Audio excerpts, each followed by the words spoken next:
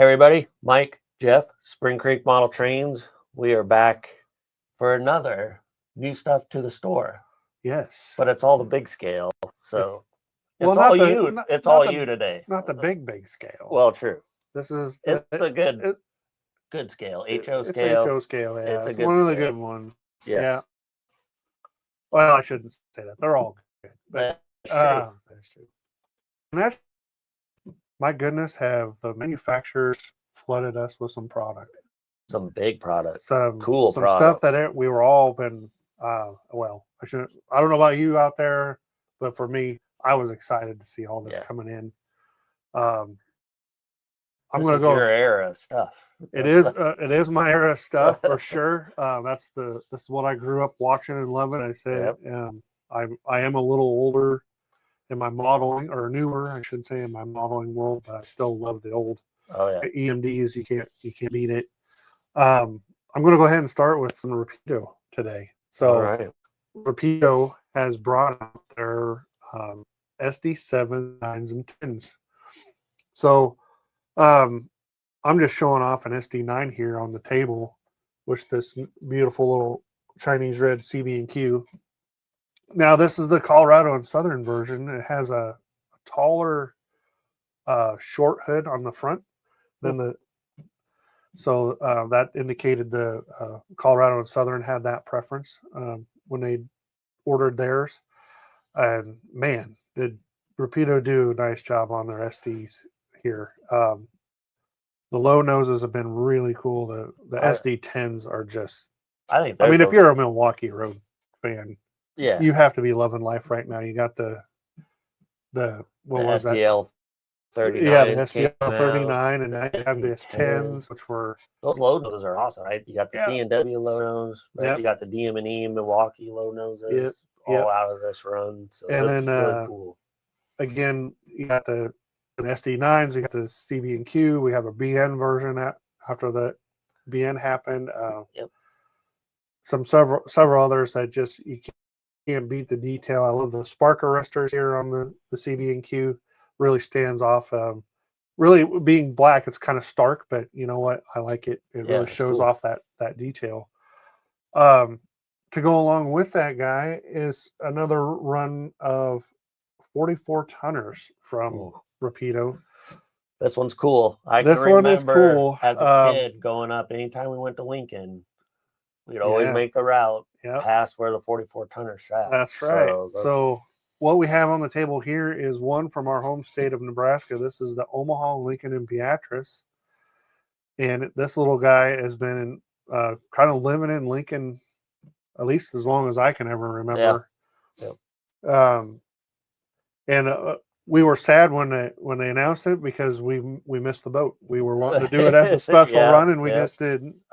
We missed that boat. So, but here it is. But Hobby Time did it, and here it is, available for sale. They have all the great features that they had in the first run. It has a keep alive in it, so it runs through everything pretty well without any pickup issues. And again, they did a really good job on the fine details that you'd expect today. Oh yeah, always. I got a little bit of history to show off so that it's coming. Go ahead. It's coming up here, but it's the switcher from the in the original paint from the railroad. This is right off of their historical page on the railroad's website. So as you can see, there it is. It's I believe it's the same paint scheme that's on the locomotive. Yep.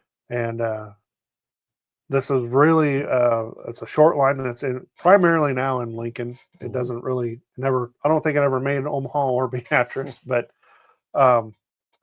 they move around a lot of grain cars. They also work for a very large cement plant and move a lot of cement hoppers, which Wathers announced their run of new cement hoppers for the OLMB as well. Yeah. So this guy would have pushed those around. Awesome. I believe it's been retired now. I think it still operates, but I don't think they use it to do anything anymore. But it's a really cool product to have. Next up, I'm going to talk about is a return of Athearn Genesis. It's been a while from anything from Athearn, really. I know that they're going through some corporate things, and it's nice to see a product come out. Yep, we got some more stuff on their way now to us too. This is a run of their GP39s. I picked out a Genesee in Wyoming for the Portland and Western Railroad. I picked it out mainly because I really like the orange. I really like that Genesee and Wyoming paint scheme. Of course, there's, CSX and the cool one they did in the Portland and Western though was the patch out job. Yeah, the Santa Fe patch out job. That thing went real fast for us, and that thing was super cool. But the Genesee and Wyoming, right? It's an iconic paint scheme at this point. We all see it all over the place, and it's just cool catching these, right? Yes. Plus, you can catch. You could have the chance of catching a Portland and Western somewhere else, right? I mean, we drive 20 miles south and we can catch Buffalo and Pittsburgh. So it's pretty cool. That's exactly right. So. That's exactly right. So it does come with a functioning beacon on the roof, which is very cool added detail. I'm glad that everybody's doing that. Really pushing for that. That's my era of modeling or fandom. That's when I just remember all of them blinking as they went by. It was really cool. Yep. And then, of course, Scale Trains. They have just been knocking things right out of this park. Oh, yeah. Well, they did my favorite, right? The GP30. The GP30. Yeah. I mean, this is their second run of this in HO scale. That real, I always called it a bulldog look. Oh, yeah. Of it. I pulled out a Santa Fe rebuild. So this is actually a GP30U, a Santa Fe rebuild. It's been faded out for living life in the desert. I guess give you a good start on your weathering program, but you can see you got an air conditioner, all the antennas. The details are really good. I love the flag from that was supporting the original Desert Storm back in the 90s that was put on there. They did really cool thing with that, or this paint scheme. Of course, they have some that are in the crisper yellow and blue, not the faded colors. If you're more into that preference, alongside it then is not quite a GP30.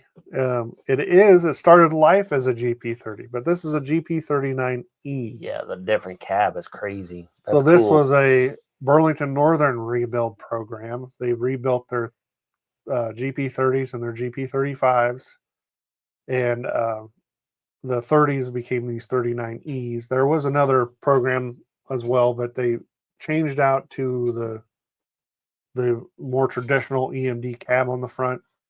Of course, upgraded for real railroad, upgraded electronics, all that stuff. Of course, in Scale Trains, these come with they're either non-sound or they come with ESU in them, and Keep Alives, I believe, are built in nowadays, so you get flawless running out of them. Of course, LED lighting, all the good stuff. That was one I had to have because being a BN guy, I had to have one of those. You can't not have that. No, it's cool. I mean, they got rid of the fan. Yep.